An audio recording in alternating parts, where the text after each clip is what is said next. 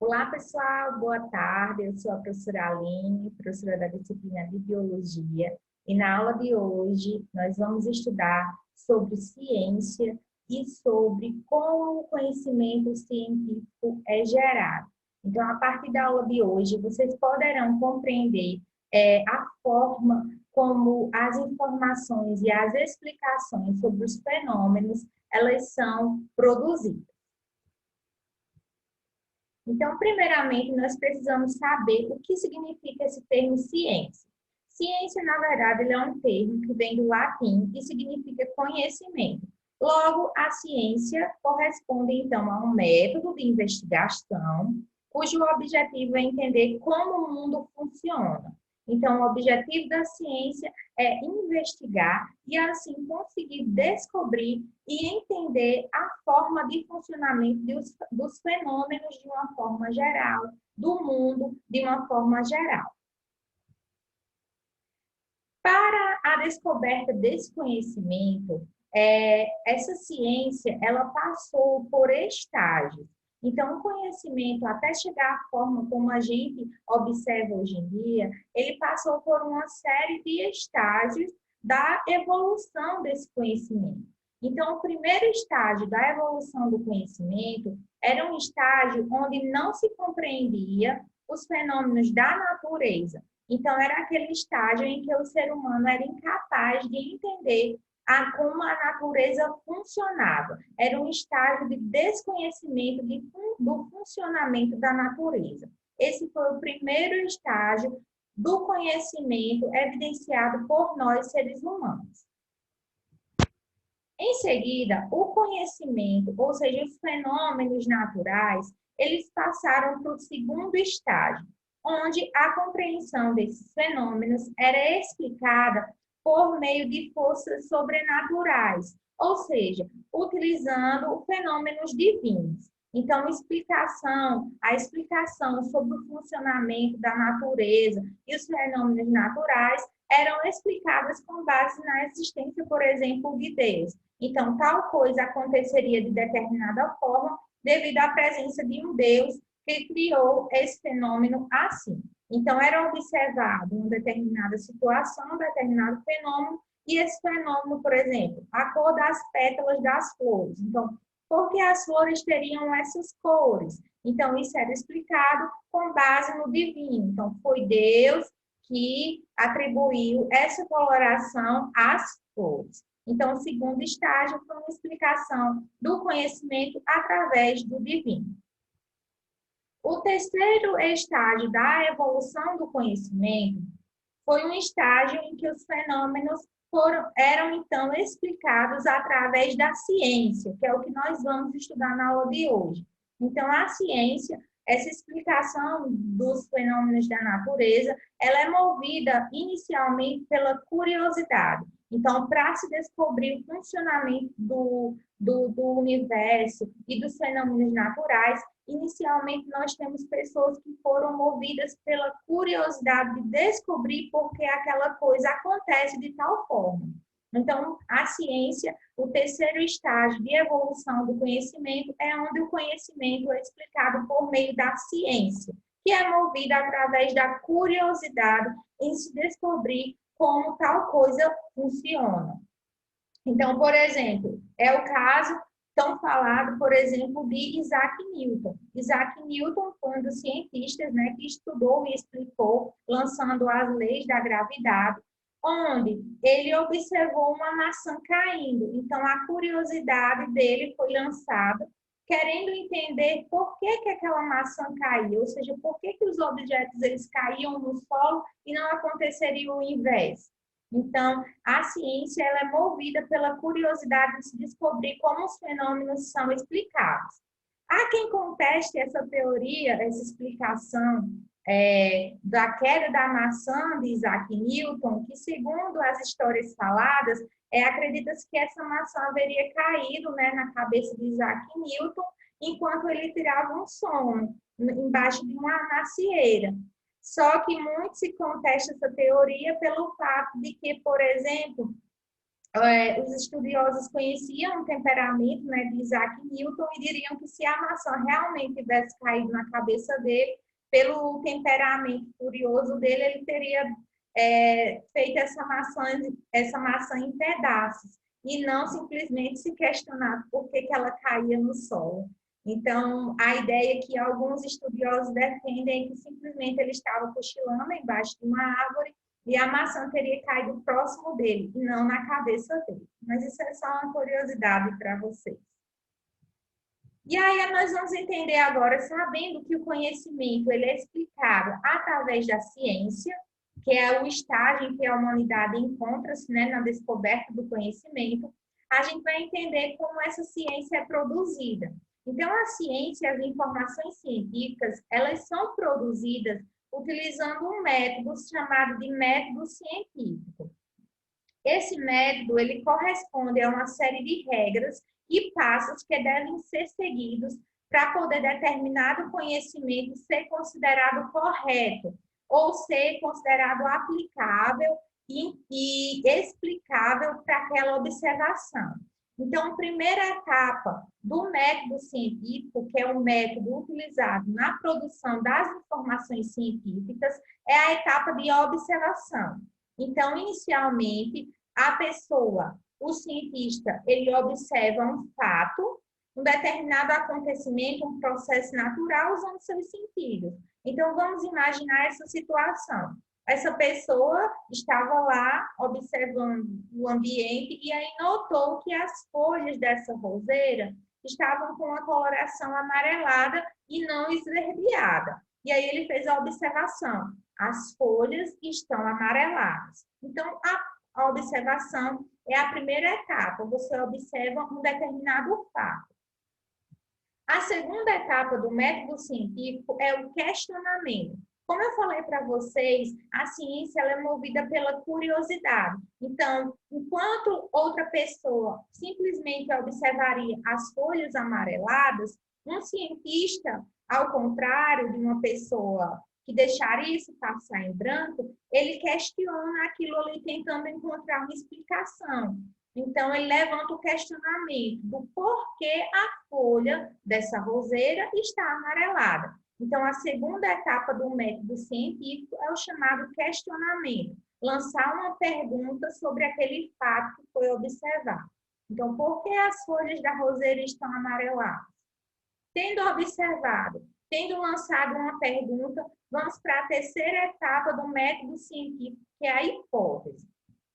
A hipótese é uma possível explicação para aquela pergunta. Eu digo possível porque essa pergunta, essa explicação, ela ainda deverá ser testada. Então, por enquanto, é apenas uma possível explicação para aquela pergunta. Então, vamos lá. Ele, esse cientista ou uma pessoa curiosa, vai, então, lançar uma possível explicação para o fato daquelas folhas da roseira estarem amareladas.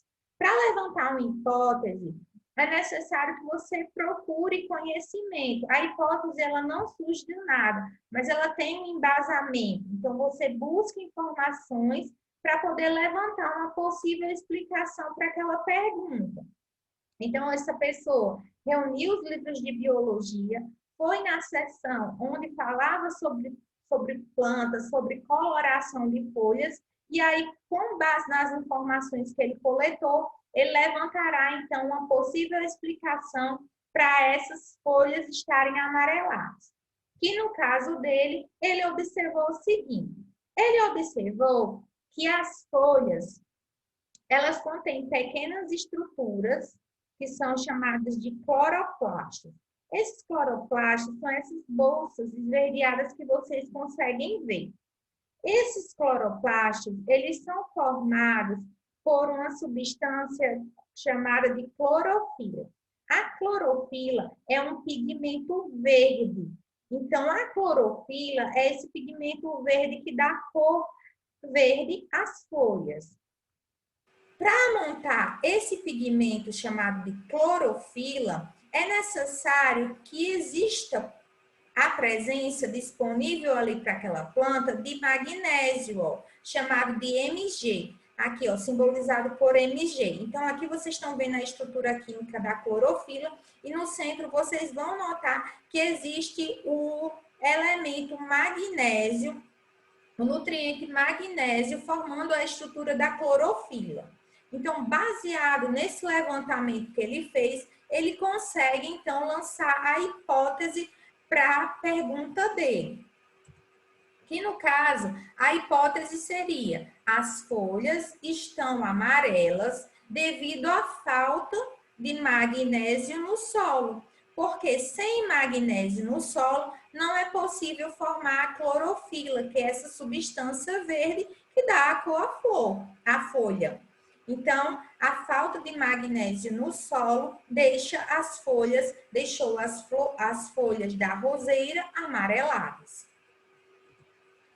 Para testar essa explicação, essa hipótese que ele montou para a pergunta dele, é necessário entrar na quarta etapa do método científico, que é a etapa de experimentação.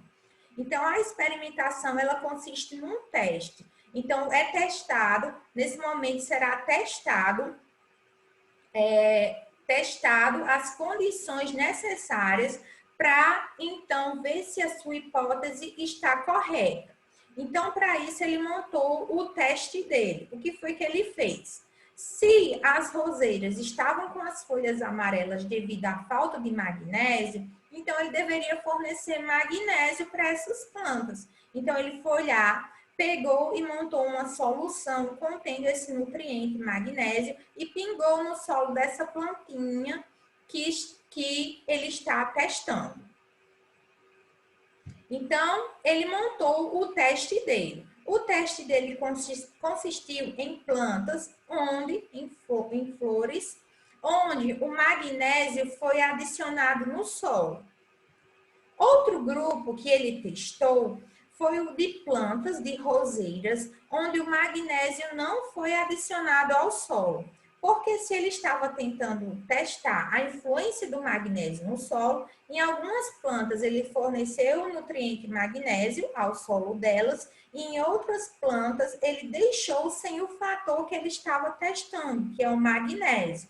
Então, esse grupo de plantas que não tem o fator que está sendo testado, eu vou chamar de controle.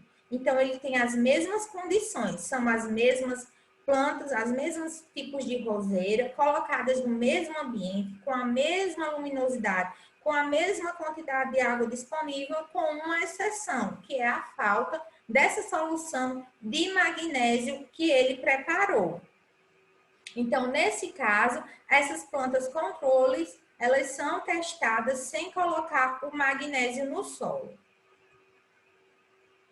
Depois da etapa de montagem do experimento, ele deve também realizar repetições. O que é isso? As repetições, como o próprio nome diz, são tipo réplicas daquilo que você está estudando. Então, o que acontece? Para montar um experimento, você nunca pode usar um único organismo na avaliação. Você deve fazer repetições, usar vários deles na mesma condição.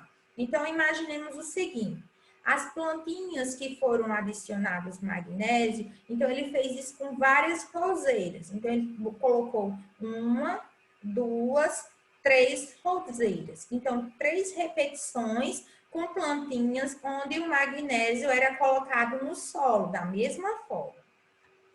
Já no grupo controle, ele também usou repetições. Ele não usou uma única roseira, mas ele usou repetições. Usou várias roseiras, no caso aqui do exemplo está sendo mostrado 3 roseiras, onde o magnésio não era colocado no solo. Então, por que, professor, usar as repetições? As repetições, elas são uma garantia de que nenhum fator externo influenciou naquele resultado final. Por exemplo, imagine o seguinte: imagine que se eu tiver testado apenas uma única roseira, imagine que essa roseira ela teve algum problema, alguma doença já tinha atingido ela e aí eu perco essa roseira. Então, todo o meu experimento vai por água abaixo. Ou então acontece determinada coisa que acaba influenciando na eliminação daquela roseira. Então, acabo tendo que eliminar. Então, eu ainda tenho dois outros organismos para avaliar naquele meu teste. Então, as repetições, elas servem para garantir que nenhuma condição externa vai influenciar naquele meu resultado que eu estou observando. Então, eu tenho que repetir para ver se aquilo realmente acontece, está acontecendo da forma como eu estou observando, e se não foi nenhum fator externo, alguma doença ou alguma outra coisa que influenciou no meu resultado, certo?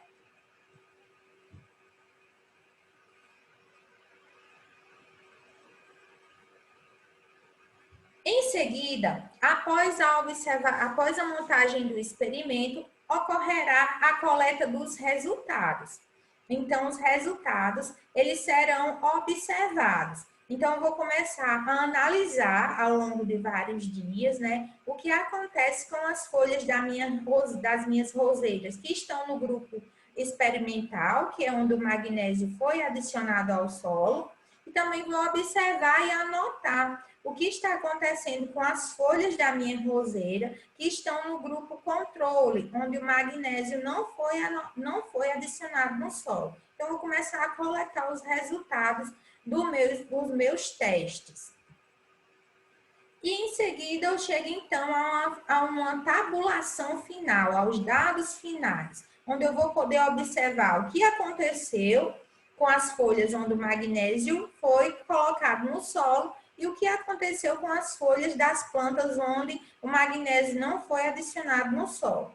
Então, ó, aqui eu trouxe a imagem mostrando, vocês podem notar que as folhas onde o magnésio foi colocado no solo, elas permanecem com a coloração esverdeada, já as plantas controle, onde o magnésio não foi adicionado no solo, vão permanecer com as folhas, vão manter um padrão de cor amarelada das suas folhas. E aí, com isso, eu chego à minha última etapa do método científico, que é a conclusão. A conclusão, ela vai me dizer se a minha hipótese está correta ou se a minha hipótese está errada. Então, baseado no exemplo que eu mostrei, a gente viu, então, que essa hipótese está correta. E aí eu chego à conclusão de que as plantas estavam com as folhas amareladas pela falta de magnésio no solo.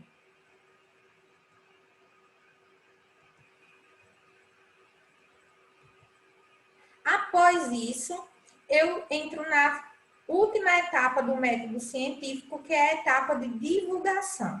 A etapa de divulgação nada mais é do que publicar esses resultados em revistas ou jornais científicos para que outras pessoas e o público em geral eles tenham acesso àquelas informações que estão sendo obtidas sobre a explicação dos fenômenos da natureza. Então, esses trabalhos, quando eles são montados, essas pesquisas científicas, elas vão ser escritas, vão ser enviadas para revistas ou jornais científicos. Eles irão avaliar, existem pessoas especialistas naquela área que fazem a avaliação daquelas informações, do uso do seu método científico, da forma como você montou o seu experimento, para chegar então à conclusão de que realmente você produziu determinada informação que é coerente, que explica um fenômeno natural.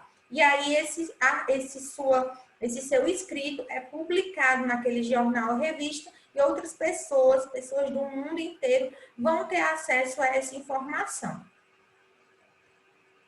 Mas, professora, e se a minha hipótese estivesse errada? Eu lancei minha pergunta, fiz minha hipótese, fiz o meu teste e cheguei à conclusão de que a minha hipótese não explicava aquilo ali. Se ela estiver errada, o que acontece? O que acontece é que você deve buscar novas informações e então montar uma nova hipótese que explique aquela pergunta. Montada uma nova hipótese, você vai fazer um novo experimento, vai observar esses resultados e vai então chegar à conclusão para ver se sua nova hipótese está correta ou errada, certo? Então, é dessa forma que as informações são geradas. No caso do exemplo que eu falei, imagine que eu fiz todo o meu experimento E aí, as minhas folhas, elas continuam tanto amareladas, tanto no grupo controle, como no grupo em que eu adicionei magnésio. Então, eu reúno novas informações e chego, por exemplo, à hipótese de que talvez minhas folhas estejam num ambiente onde tem muita luz solar, e a luz solar está deixando elas amareladas. Então, para isso, eu vou manter um grupo naquele local onde eu acho que existe muita luz solar, e vou manter outro grupo de plantas em um ambiente que seja menos, que tenha menos incidência de luz solar. E aí eu vou fazer meu teste, minhas observações, para chegar a uma nova conclusão sobre a hipótese que eu formei. Certo? Então, é um trabalho árduo, um trabalho de paciência, de muita dedicação, mas que ele traz frutos maravilhosos para explicar o funcionamento do nosso mundo, né? Vocês viram que o método científico ele é um método bem rigoroso, não é? Ele envolve uma série de regras. No final das contas, você tem que submeter para especialistas avaliarem se aquela informação está certa. Então, por que usar o método científico e por que ele é um processo tão rigoroso? Imagine que esse método é um método que produz conhecimento. Então, a gente tem que ter muita cautela nessa produção de conhecimento e nessa circulação de informações. Isso na tentativa de evitar fraudes, ou seja, na tentativa de divulgar informações que não são verdadeiras. Isso pode ser desastroso. Então, usar o método científico é uma garantia de que não existem fraudes na descoberta do conhecimento científico. Então, para ilustrar isso, eu trago um fato que aconteceu há muito tempo, que é um fato evidenciado, vivido por essa pessoa aí, que é Paul Kerman.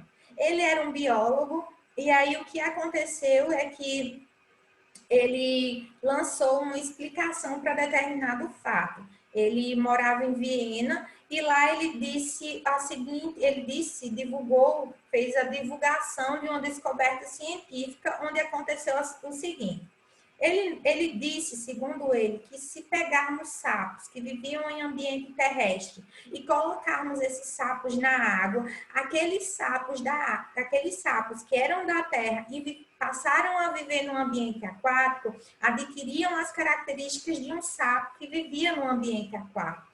Então, que características seriam essas? Seriam características anatômicas, como a presença dessas estruturas avermelhadas nas patas desse animal. Então, ele mudaria as estruturas corporais se ele fosse colocado em outro ambiente, ou seja, se ele fosse deixar de viver na terra para viver exclusivamente na água, como outros sapos.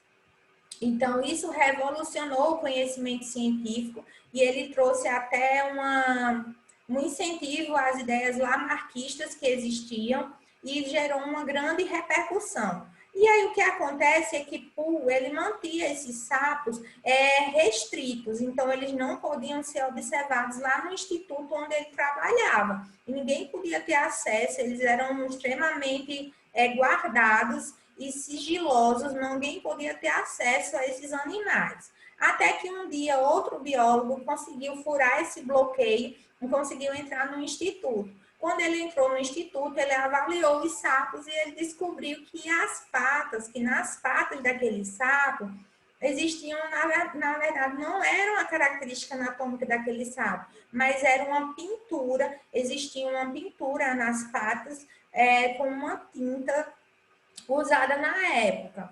E aí o que aconteceu foi que ele então divulgou também isso numa revista, essa informação de que esse dado não era real, que era uma grande fraude no conhecimento. E aí o que aconteceu é que nunca mais foi visto e, na verdade, ele foi encontrado muito tempo depois, lá nos Alpes, numa floresta, e ele teria se enforcado devido à tamanha vergonha, né, que ele teve por divulgar uma informação que não era verdadeira. Então, o uso do método científico é essencial na geração de informações científicas, uma vez que ele garante que as informações produzidas elas estão sendo rigorosamente testadas e podem, então, ser consideradas explicáveis e usadas naquele momento, certo?